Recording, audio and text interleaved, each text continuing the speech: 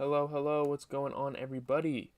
GZTV, back with another video, and in this video, I'm here to provide with you guys the weekly track rundown. We do this once a week, every week. You know, music is going to drop, it's bound to drop.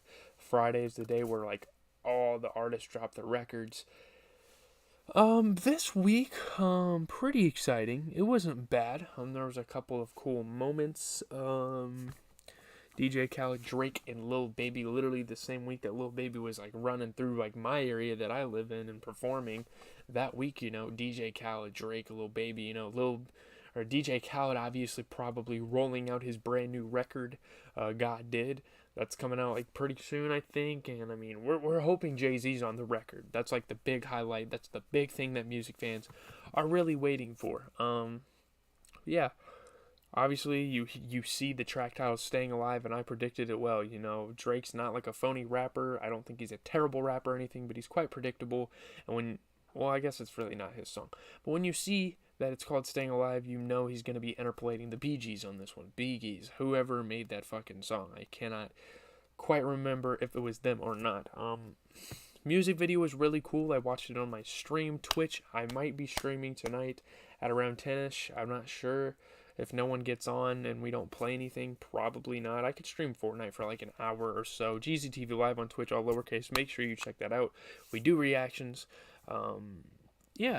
NBA YoungBoy dropped an album, The Last Slime Toe, probably his third or fourth project this year. No surprise. YoungBoy is all over with these projects. I mean, my goodness, he drops every 3 months. Takes the industry by storm every time. You do have to give him some credit for doing so. And he said there were hidden features, so that added a little bit of potency to this project, you know, a little bit of uniqueness, a little bit of excitement compared to his other records. But then you go to listen to it, and I mean, the only features are, there's what? I don't even remember. 1 second here. I do like a couple of songs on here, don't get me wrong. Honestly, I only liked one song. I don't think there's any terrible records as I was going through. Very cool beat choices, you know. YoungBoy tries to push the boundaries, push the barriers of hip-hop, I think. I don't think he's... Some people say he's kind of corny and he makes too much music. He's overly saturated. He doesn't take time on his music. I agree to an extent, but there are moments in his records where it's like, my God, I didn't expect YoungBoy to come out with a sound like this. And yes, there are crickets in my bathroom, so that's a normal thing. So the hidden features were Kalani, Rod Wave, and Quavo. So 30 tracks, by the way. Obviously, Mr. Grim Reaper, I Hate YoungBoy. I think those were the singles. I didn't really follow the rollout of this album all too much. But yeah, he had a couple singles. But out of 30 tracks, there's only 3 with features. And again, I'm not here to listen to YoungBoy just because he has features on a record, sort of. I mean, I listened to probably about 20 songs on this record. I listened to like 20 of the 30 songs, so you can't really say I came here just to listen to the features. Nothing was memorable. I mean, again, the environment that I'm kind of listening to this music in, you know, on Twitch, where I'm just kind of chilling and it's background music. I don't know, man. I would say the highlight of this week, for sure, were the Shitty Boys. I've known about these guys for a long time. You know, obviously, Double XL freshman Babytron has been killing it. He released, oh my God, what was the album? His last album. It was fucking awesome. Had some great records on there. Records I still kind of listen to this day. I didn't even watch his Double XL freshman freestyle or his ciphers or anything. But here we go. Shitty Boys Trifecta 2. So I think there is a lot of hype around the original Trifecta record. But I don't hear about it that much. So maybe I'm wrong. But this album was awesome. I really liked this. You know, the Detroit style slapped a couple of moments. It was dull at some moments. I can definitely admit that there were some moments on this record where I was like, okay. I mean, it's the same Detroit bass line. I go through it with 42 Doug. I go through it with T Grizzly. Who else? I mean, the Shitty Boys now. They're becoming a big thing. They've been a thing for a while. That's kind of Babytron's main thing. Like, he's not really even a solo artist. He drops solo projects like Luka Tronchik or whatever. But yeah, he drops solo projects, but really, it lies in the Shitty Boys. This is like the guys that he grew up with. These are his day ones. I like the samples. I think it's really cool. Obviously, again, it's kind of corny when rappers do samples anymore because none of them are very inventive samples. None of them are unique. They kind of have this pop culture icon sound. Instead of making like a song famous for sampling it, we're just using overused samples. Like the GTA song got used for the beat. I mean, that's cool, but a song that didn't have a sample, Cheers Bitch. This is one of my favorites. I think this is one of the standout tracks on here. The second half is just so dark and it's just like so hard hitting. It's like this raw, hardcore Detroit rap, and I love it. I mean, that track's really good. Video Games is good. WWE. I mean, just listen to the record for yourself. Going Hyphy is pretty decent. Turn Shit too, of course. Gotta follow up the original Turn Shit. That's a good track as well. Just go listen to it. You know, obviously, I can't always remember what tracks I really fucked with that much off of this album, but I think they did good on this. It's probably the better album out of all of them that I've dropped this week. And Calvin Harris dropped this week. I'll talk about Calvin Harris in a little bit. I don't know, man. You can't really blame a guy like Calvin Harris. Music is so damn forgettable nowadays. There's barely any artists that I'm still listening to albums from. They dropped albums from this year and I'm still listening to them. That's so rare. I mean, Drake's honestly, never mind. I still listen to that. I still listen to fucking Yeat's album from this year. What are some other examples? Kendrick Lamar, I still listen to Mr. Morale. That's about it. I can find myself listening to a couple Future projects, but again, music is just so unmemorable nowadays. Like, who cares? Sometimes, like, even the biggest artists drop, and it's like a couple weeks later, it's like, who cares? They dropped, okay, so, I mean, it's just been that vibe, and I hate that that's a thing, but, yeah.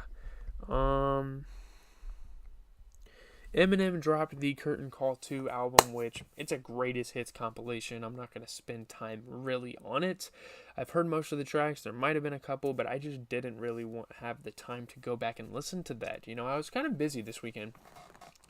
My cousin stayed at my house like the whole weekend, so the only time I really listened to music truly was Thursday and Friday night before he came over. Saturday, I couldn't listen to anything. Maybe I would have skimmed through Curtain Call. I'm not really sure. We got through the big stuff. I mean, this isn't an album that I'm like mad I missed out on. I mean, the rollout was fucking weird. I don't know why he hyped this up to so much. I mean, it's Eminem. He's got to be marketable. I understand that, but it was weird seeing like all these all these flyers, or not flyers. What the fuck am I trying to say? All these like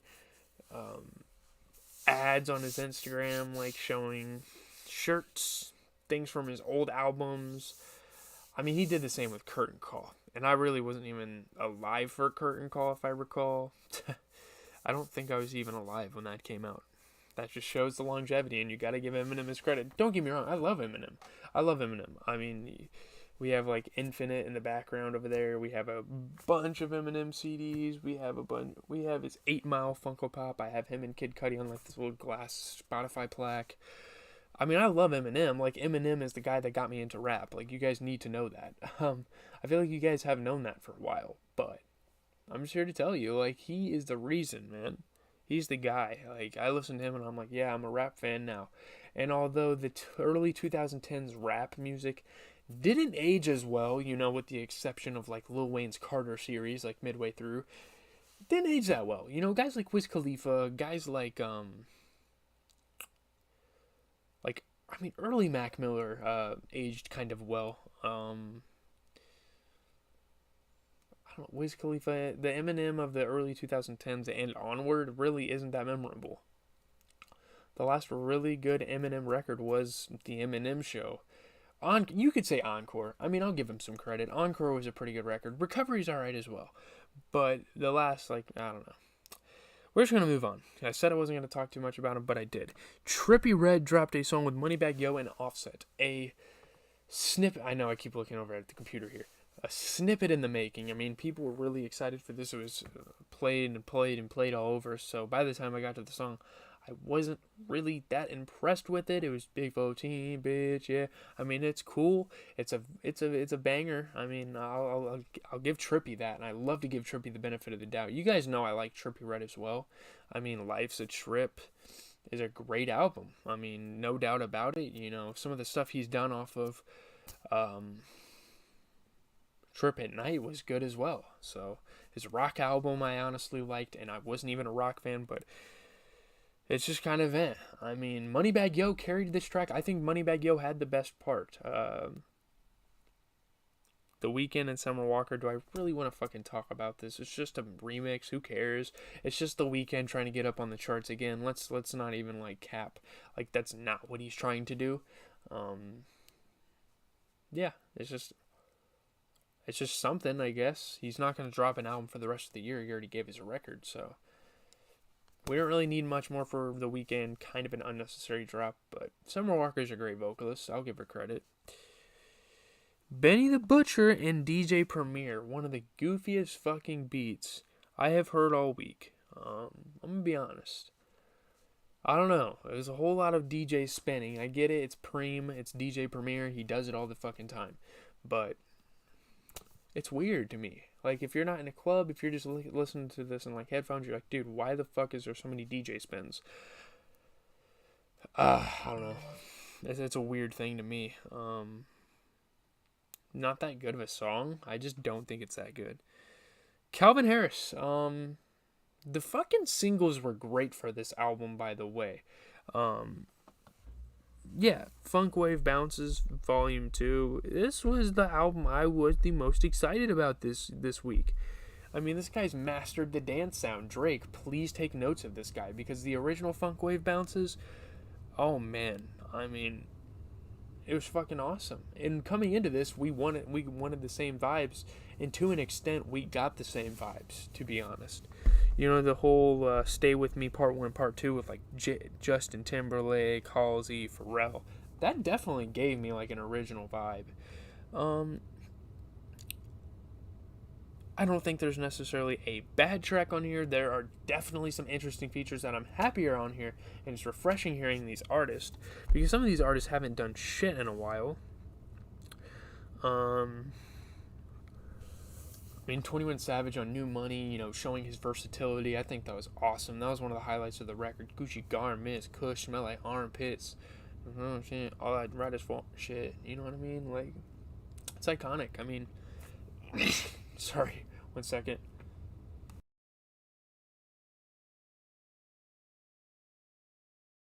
That didn't really change anything. There's fucking still something stuck in my throat. Jesus. Potion was cool. You know, Dua Lipa and Young Thug. You know, Young Thug showing that he can work well with female vocalists. I think that's awesome.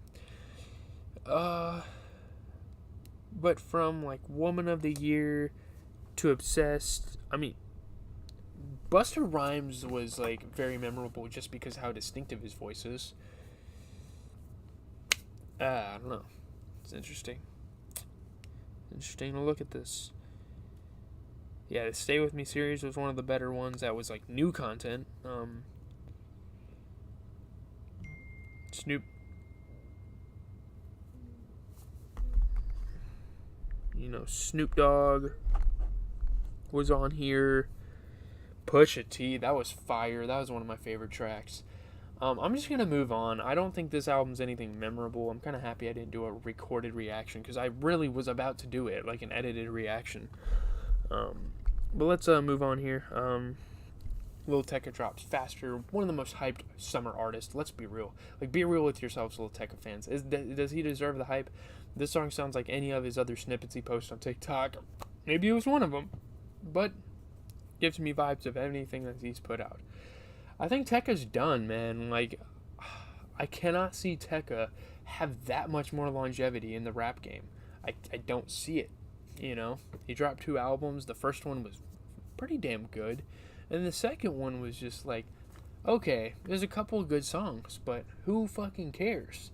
Like, a month later, I'm looking at this record, I'm looking at the track list, trying to find some good things, and I'm like, dude, this shit is so forgettable. Like, that's just all I'm gonna say. I don't really have much to say about the song. Benny Blanco, BTS, and Snoop Dogg making a song. It was weird. I mean, BTS did their thing, but I don't know if Snoop Dogg fits in the K-pop landscape. I like the experimentation. I like Benny Blanco having these ideas. Give him some credit. I like him having these ideas and putting them together of like a West Coast rapper working with a K-pop group. I love that, but I don't know. It just didn't really work here that well. Kind of expected, to be honest. YB and Amir, where I'm from.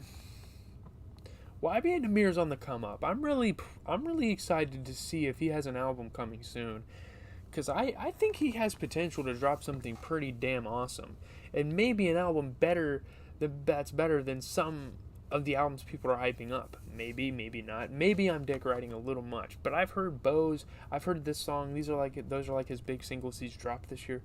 And they're pretty fucking solid. Like, I can find myself playing this shit in the car. This is one of the better tracks I've heard all week. D Savage, Joker Part 2. That was a good-ass record. I don't listen to D Savage that much. I definitely appreciate him.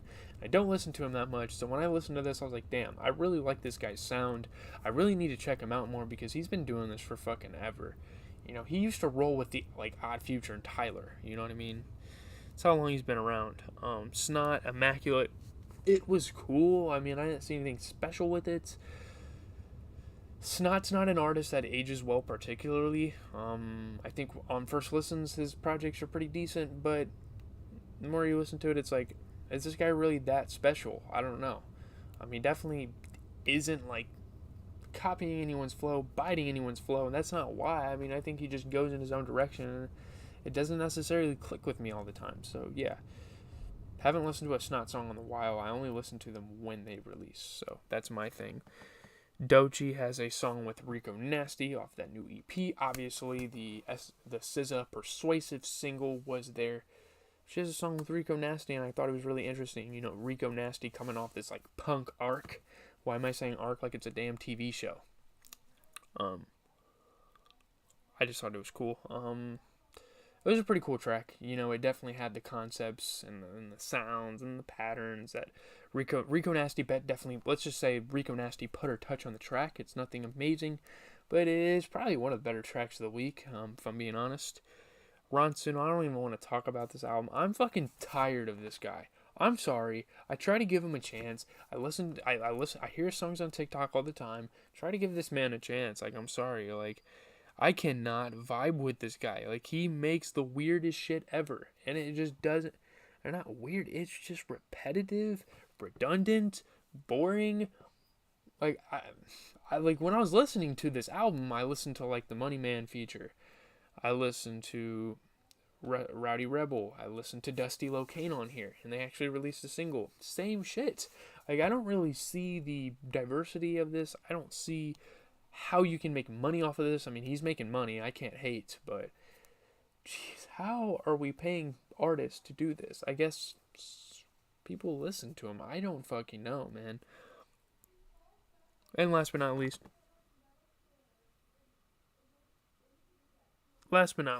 young Chris.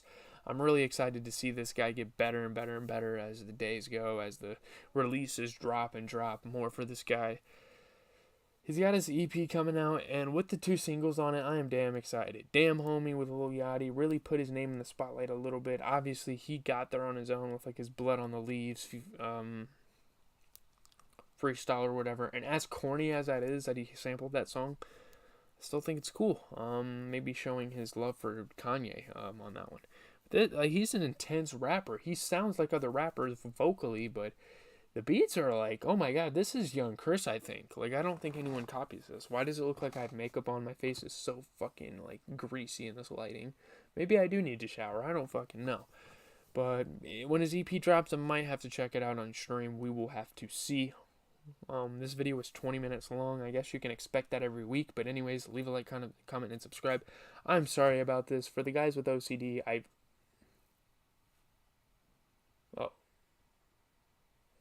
thought the projector way in the fucking back was catching my hand. But if you have OCD, I fucking apologize. I'm out. Possibly a stream at 10 tonight. If not, probably tomorrow night or during the day. We'll see.